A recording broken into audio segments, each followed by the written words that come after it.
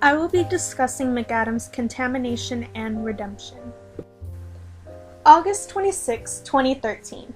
It was Convocation Day here at UTSA, and I was beyond excited because I had just committed to the College of Education and was about to begin my first year of college in 2 days. I gave my best friend a ride to campus that day because I was scared to make the drive alone. The day's activities winded down, and it was time to drive home. I dropped my best friend off first and was on my way home when I realized I needed to make a quick stop at the ATM.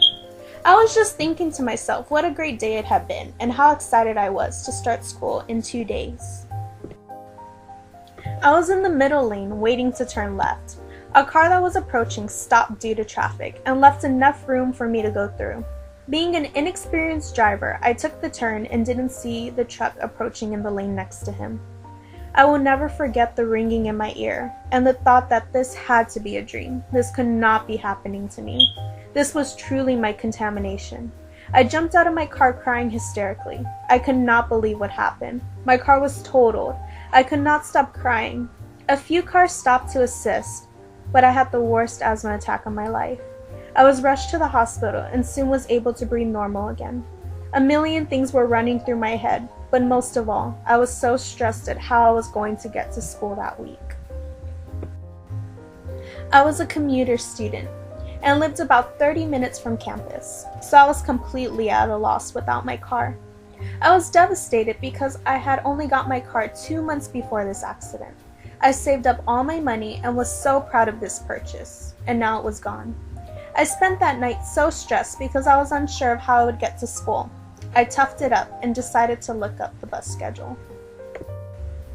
My jaw dropped when I realized that it would take me 2 hours one way to get to school and another 2 hours to get home. I had an 8:30 class that semester and could not believe the journey that was ahead. The remainder of my freshman year, I spent it taking the bus. Although it was a huge setback, I didn't let it get in the way of my studies. I spent 4 hours a day on the bus and had class 5 days a week. It was torture, but I studied on the bus and made sure I finished with a 4.0 despite this setback. Over the course of this year, I saved like crazy and got myself a car. After the accident, I was terrified to drive, but I knew that once I got a car, I would have to gain the courage to drive again.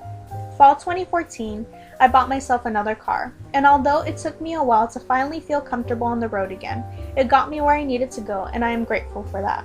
I will never take having a car for granted again, because riding the bus was really exhausting.